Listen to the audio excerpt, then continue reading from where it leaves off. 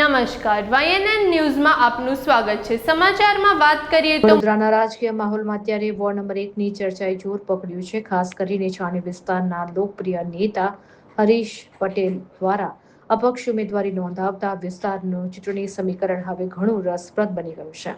છાણી વિસ્તારમાં હરીશ પટેલ માત્ર એક નેતા નથી, પરંતુ ઘરે ઘરે જાણીતું નામ છે। લોકો તેમને વહાલથી ભોણા કહીને બોલાવે છે।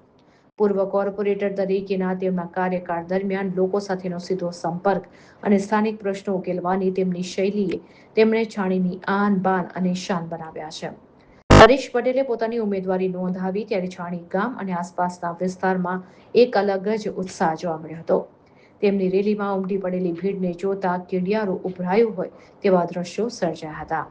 આ ભીડ માત્ર સંખ્યા ન હતી, પરંતુ તેમની લોકપ્રિયતા અને લોકોનો તેમના પ્રત્યેનો સ્નેહ દર્શાવતી હતી। હરીશ પટેલ અગાઉ જે પક્ષ સાથે જોડાયેલા હતા ત્યાંથી અલગ થઈને અપક્ષ ઉમેદવારી નોંધાવતા સૌથી મોટું જોખમ કોંગ્રેસ માટે ઊભું થયું છે। હરીશ પટેલના પોતાના મજબૂત વોટ બેંક છે। જો આ મત અપક્ષમાં જાય તો કોંગ્રેસના પરંપરાગત મતોમાં મોટું ગાબડું પડી શકે તેમ છે।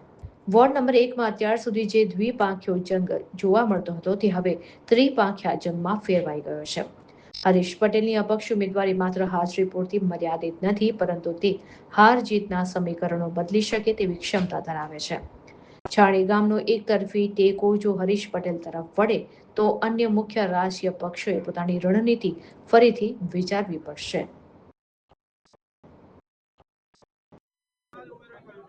વોર્ડ નંબર 1ની અંદર આખા ગુજરાતની અંદર ચાર દરેક વોર્ડ દીઠ બેઠક હોય છે। એમાં બે બહેનની સીટ હોય, બે ભાઈની સીટ હોય, પણ વોર્ડ નંબર 1ની અંદર કયા ભાઈઓની અછત પડી હોય એમ કોંગ્રેસે 3 બહેનોને લડાયા છે, મારી ટિકિટ કાપી છે।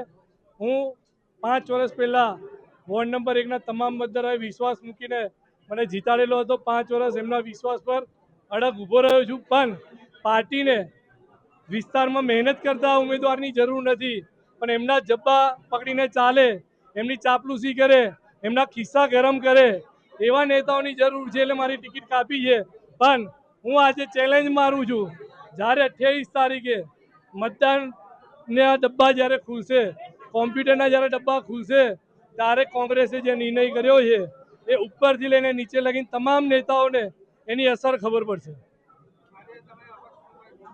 હા, આજે અપક્ષ ઉમેદવારીનું ફોર્મ ભરવા આવ્યા છે। Subscribe now and press the bell icon.